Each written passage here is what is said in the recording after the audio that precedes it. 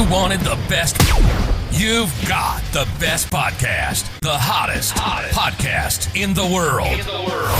The Chris Voss Show, the preeminent podcast with guests so smart you may experience serious brain bleed. The CEOs, authors, thought leaders, visionaries, and motivators.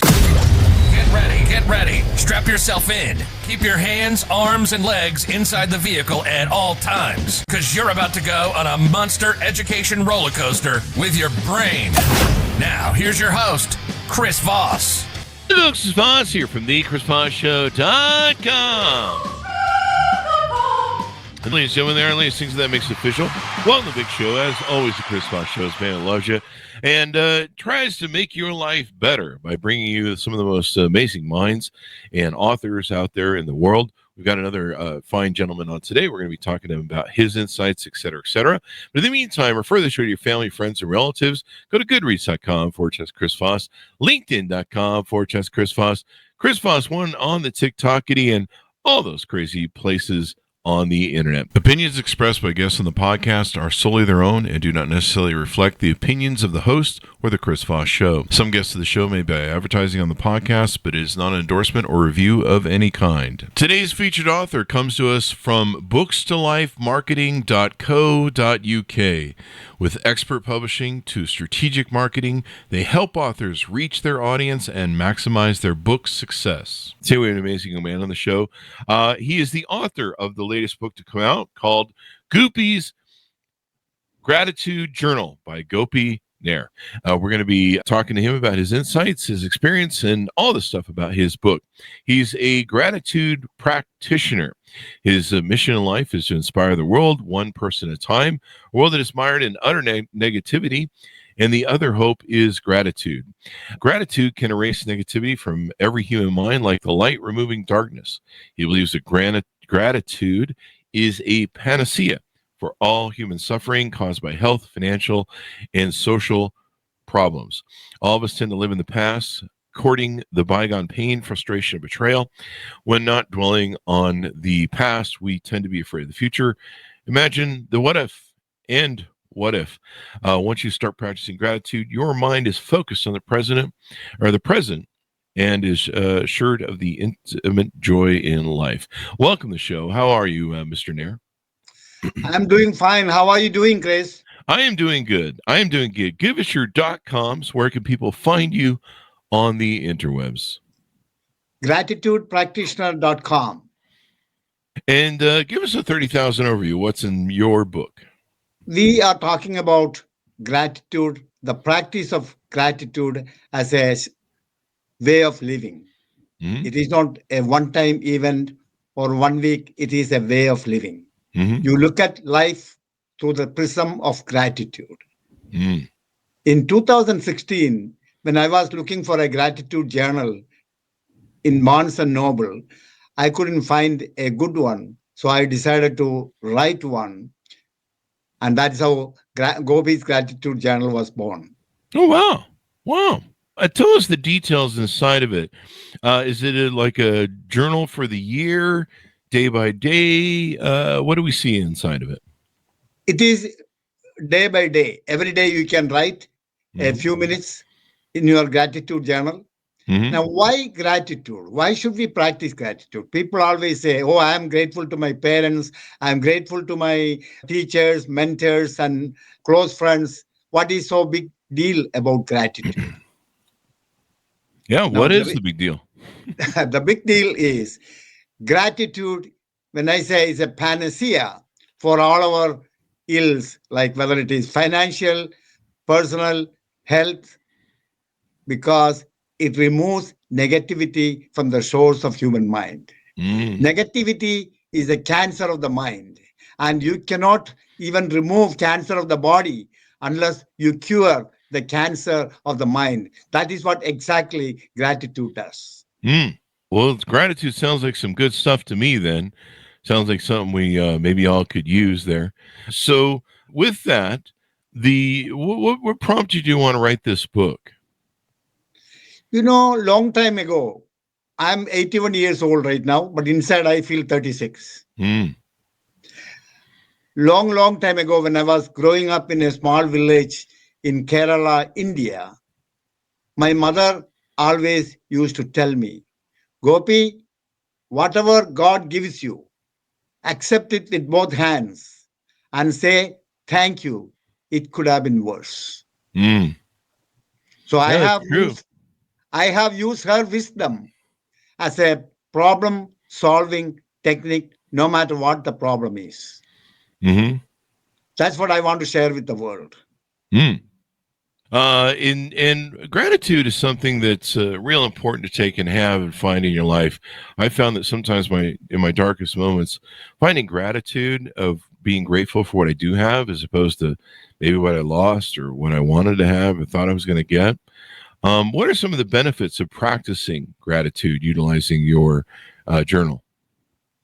Well, if you looked at my title, it is crazy. I am crazy, of course.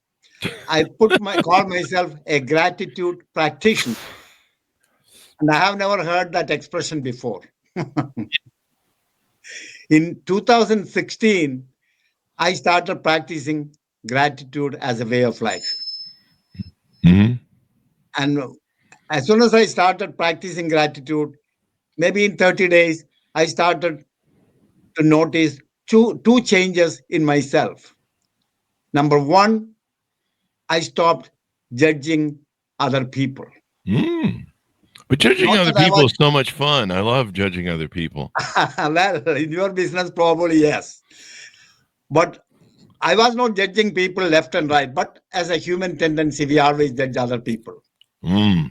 But once I started practicing gratitude, it started infusing doses of empathy in me. Mm. I start looking at things from the other person's perspective. In other words, I started to step into the gratitude shoes of the other person. Mm. And so by understanding and empathizing with the other person, you can maybe understand things better as opposed to maybe getting upset with them. Yes, exactly. Mm. So this is pretty interesting. So how did you get into the field of gratitude and helping people with learn to be, gratuitous and et cetera, or have gratitude, I should probably say. How did you get into this? I have to go back to my mother again. She is my guru or my teacher of gratitude. Mm. Years ago, when I was growing up in a small village in Kerala, India, my brother used to work in the northern part of India. And every month, as a clockwork, he used to send a letter and a money order to my mother. Mm. Coming from a lower middle class or middle class family, that was the only source of income we had. So we were very happy to receive the mailman. And it was like a celebration. As soon as my mother signs for the money order and received the letter, she would offer the mailman a simple vegetarian lunch. Mm. And after the lunch, my mother also would offer him a gratuity or a tip of 1 rupee.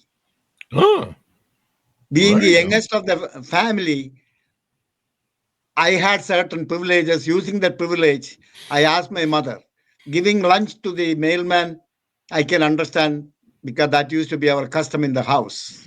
But why should you give him 1 rupee, especially when we don't have too much money to spare? Mm. She drew me close to her, looked into my eyes, and told me, Gopi, this is the mailman who brings good news from your brother. Mm. This 1 rupee that we give to him is a token of our gratitude. Mm. Even though I really didn't get it, but at least it appeased my curiosity. Yeah. Well, that will definitely do it. And so how did you find that gratitude changed your life when you adopted it? I have been in sales for the last 50 years, 50 plus years. Mm-hmm. And selling life insurance is the toughest sale in the world. Oh, yeah. Think People. about it. You are telling a man, well, when you die, your wife is going to get $1 million and she's going to have good time. How many people want to hear that? So she's gonna have a good time with all that money she got. Okay. Right. All right. It's rejection after rejection after rejection when you sell life insurance. Yeah. And a lot of people don't want to, it's hard to believe sometimes that we're going to die. It's hard to face that that. And I think funeral insurance is hard to sell because, we don't want to, you feel like you're accepting the fact that you're mortal, which you are. But, some people denial love it. So, yeah. So you came up with this book. Now you have multiple books out, don't you? When you say you do? Yes, I do. I have written 13 books so far. Mm-hmm. And what are the books mostly about? About the managing your mind. If you don't manage your mind, somebody else will mismanage it for you. Yeah, that's true. That's true. It could be your spouse. It could be your children. It could be your boss. It could be a stranger on the expressway.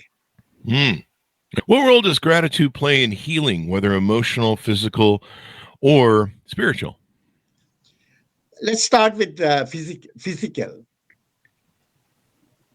Whenever you are not at ease, we call it a disease. I have a disease, meaning you are not at ease. Every disease or physical illness begins in the mind. Most of us think about the past, what happened 20 years ago, and we still cling to the past. And that causes a lot of pain. That's why the great Lord Buddha said, pain is inevitable, but suffering is optional. So it's optional. We don't have to suffer, people. You don't have to be a victim all the time. Correct. And that is what exactly gratitude does. Gratitude helps us to erase suffering from the shores of human mind. Well, we need to erase a lot of suffering because there's a lot of people running around being victims in this world. Tell us a little bit about how you grew up. What inspired you to start writing books? And how did you know you were good at it? Well, I did not know. I was even not thinking about writing a book. I learned English as a second language. Where did you grow up? I grew up with my native language, which is Malayalam. Okay. Malayam. What country does that originate from? Pardon me? What country does that originate from? India. There you go. Now, I used to hang out at Borders bookstore when my second son, Hari, was in high school. And we used to hang out there, and he will wait for me to come from office so we could go to Borders. One day when I was there, we were there was a book signing going on. So we went for the book signing and listened to the author speaking and bought a book. And then I declared to my son that, Hari, I want to sit in the chair and sign my own book one day. And he was a second year high school. He said, yeah, Dad, you can definitely do that. He is always an encouraging person. And to increase my craziness and I did not know at that time, I was putting my foot in my mouth. I went to the lady who arranged the book signing and told her, I will come back here to see you. I want you to arrange a book signing for me. She said, Mr. Nair, you are a regular customer here. I will have no problem convincing my boss to arrange a book signing for you. I have never thought about writing a book. Now I really put my foot in my mouth. I had no choice. Yeah. So I started writing a book about mental science 101. And hopefully you can battle negativity.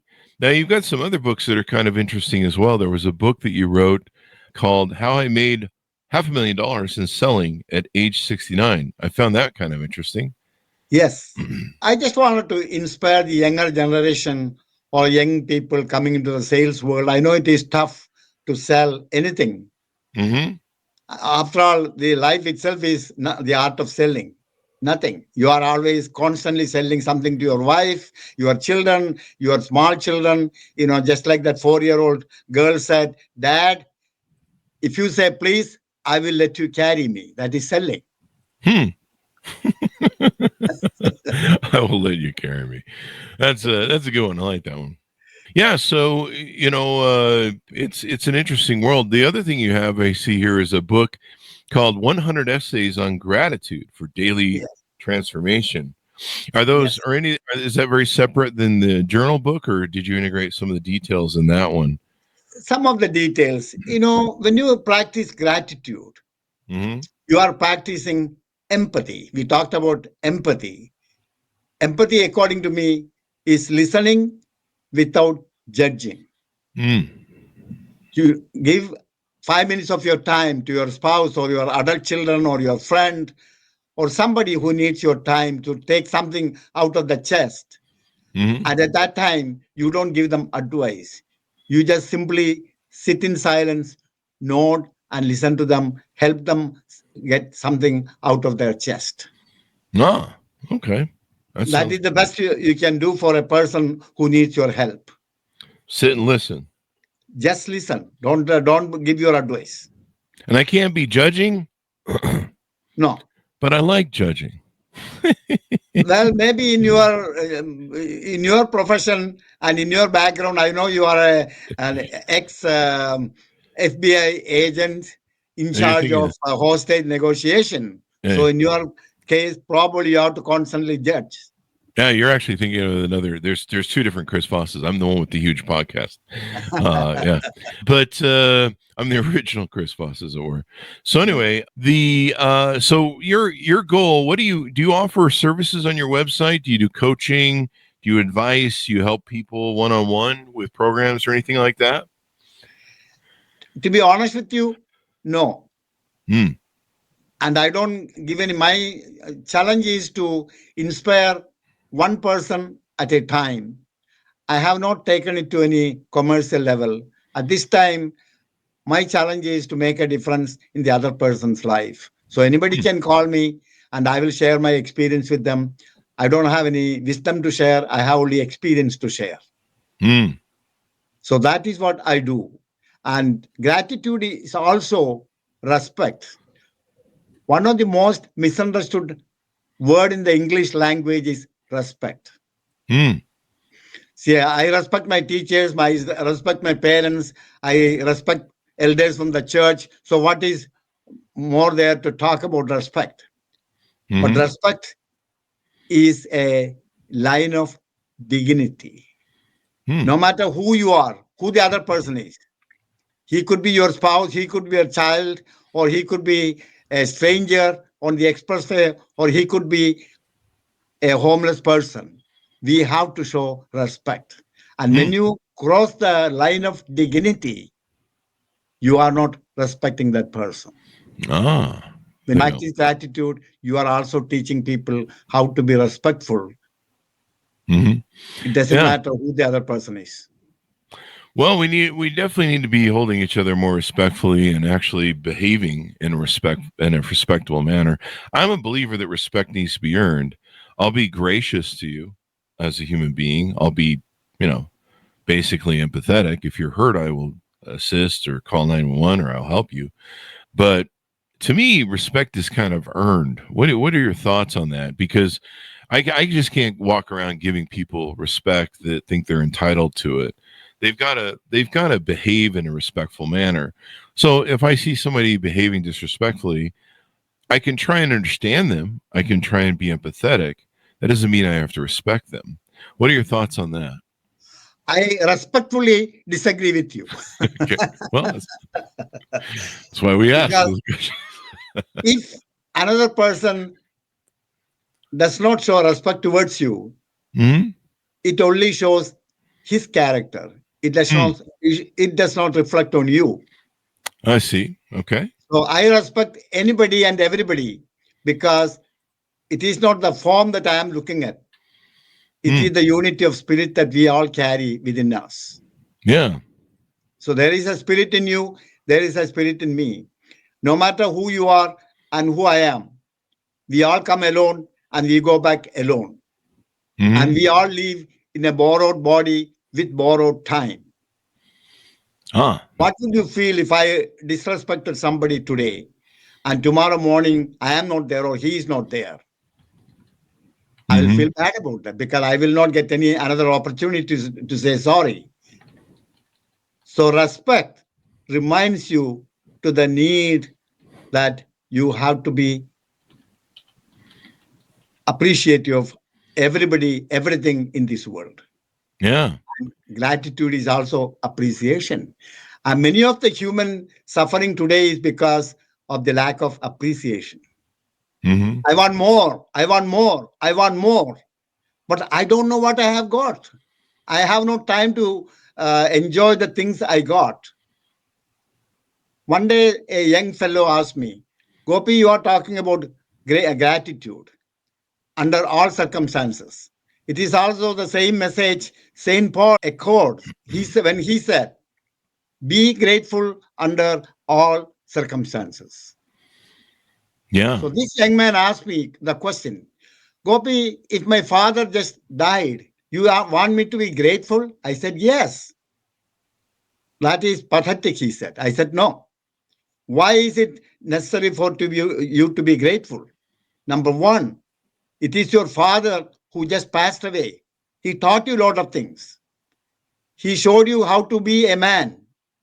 And this is the time for you to act on his advice, not to cry about what you lost. It is your mother and your siblings. They need your help. They are looking for an anchor to latch on to their life. That anchor they had is lost. So you are the anchor. So you have to be grateful for all the lessons that you learned from your father. And this is the time for you to take that mantle and run with your family. That's why you have to be grateful. When you are grateful, you accumulate your energy. When you are ungrateful, you dissipate all your energy. Yeah. I mean, I've gone through some of the darkest times of my life, cathartic moments, and I have found that by what I found that is by being grateful at that moment, sitting down, and sometimes it's a moment of loss, sometimes it's a moment of cathartic change. It's out of my control. Sometimes it was in my control, and I fucked it up. But basically, it's a hard time, and so and sometimes you're kind of overwhelmed by the loss of it all because you're like, I've lost something, and you kind of have to understand, memento mori and Stoicism. Marcus Aurelius talks about this, and I think other Stoics, that you never own anything in this world. You never have anything. I used to have, when my first dog died, I had problems with feeling like something was taken from me. And in Memento Mori and Stoicism, they teach that it's never yours. My dog passes through my life on her journey. It's her journey. It's not my journey. She's the one who had cancer. She's the one who had to deal with daily at the end with all the hell that she was going through. And it was her journey. It was her decision to live the life she wanted to live. And for me, that's what a lot of us are doing. We're all passing through each other's lives, and we don't own anything, And so this mind trick that we play with ourselves, that we're like, we own this, I own this car, I own this house, and as long as I have this, I'll be happy, those sort of Faustian bargains we make with ourselves. And then when we maybe lose them, or loved ones, spouse or girlfriend, boyfriend, people in your life, children, parents, we feel like something was taken from us when really it was never ours to begin with. And so by having the gratitude of sitting down and go, what am I grateful in life right now for? I went through that in 2008 with the mortgage crisis. I went through that during COVID, where I sat down and I said, what do I have?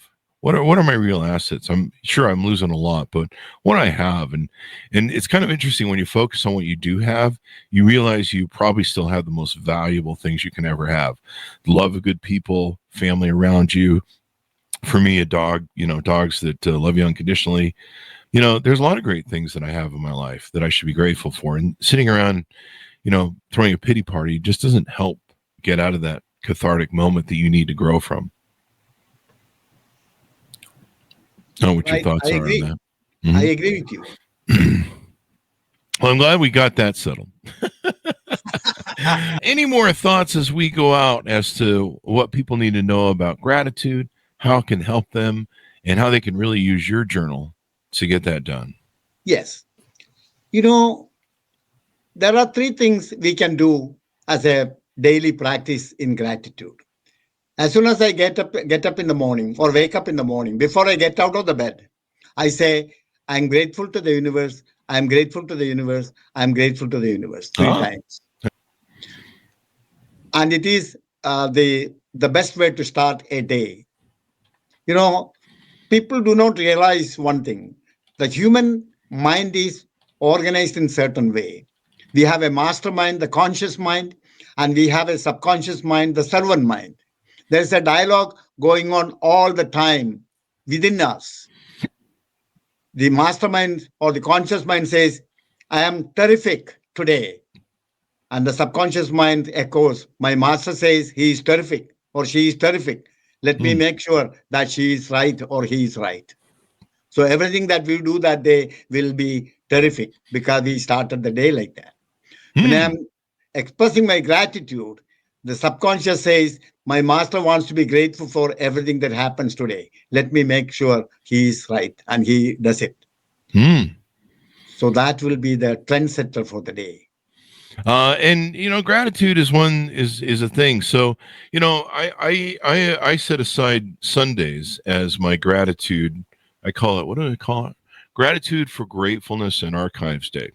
So it's a day where I sit down, I kind of go through my photos, process my photos, make sure that they're backed up, stored. But it's also to kind of reminisce about my life, kind of meditate a little bit, if you will, where I kind of try to be in a peaceful state.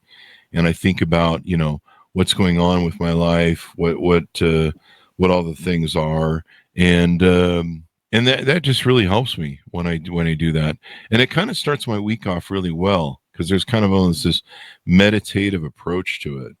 And I really tend to enjoy it and find that it's really good. Sometimes I've talked before about this, sitting out in the sun, soaking up the vitamin D rays, and I'll read Marcus Aurelius or some Stoic material while I'm out there. It really helps me get the day started off right. That's the way to go. That is the way to go. Either every day or once a week, once a month. But the more you do, the merrier, and it will bring more peace in life, more tranquility in life, more harmony in life. And it will also help you manage your mind better, because your mind is not agitated.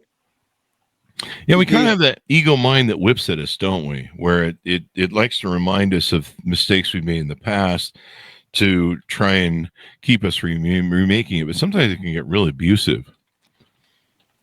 That is true. That is very true. It's a human nature. But then gratitude helps us to iron out the wrinkles in the human mind. Yeah. It brings more harmony. My human mind is pretty old. It's got a lot of wrinkles to it, eh? Well, we all have wrinkles. I think it needs some ironing at this point. Yeah, I think it needs some ironing at this point. I could use some mind ironing. Gratitude is mind ironing. Yes. It's demining your brain, maybe. That's another way of looking at it. So, final thoughts and pitch out to people as we go out, where they can pick up the book, websites they can look to see and learn more about you. Gopi's Gratitude Journal is available on Amazon, Barnes & Noble, and wherever books are sold. And my email address is gratitudepractitioner.com. The final thought I have is, destiny has given all of us a book of rules, a bag of tools, and a lump of clay. All of us must and all of us will either make a stumbling block or a stepping stone. When you practice gratitude, you can convert every moment of sorrow into a moment of joy. Wow. When you practice gratitude, you can convert every experience every bitter experience into a better experience. Mm-hmm. And when you practice gratitude, you are making two people happy. The person who expresses gratitude and the person who receives the gratitude. There are two winners. There you have it, folks. Well, thank you very much, sir, for coming on the show. I really appreciate it. Thank you very much, Chris, for having me. And I'll be more than happy to come on your show anytime. Sounds good. Thank you very much for coming on the show. Thanks, Ramonas, for tuning in. Order up the book where fine books are sold. Gopi's Gratitude Journal, out September 7th, 2021. Check out his other books as well. Thanks so much for tuning in. Go to goodreads.com/Chris Voss, LinkedIn.com/Chris Voss. Chris Voss won the TikTokity and all those crazy places on the internet. Be good to each other. Stay safe. We'll see you next time. That should have us out.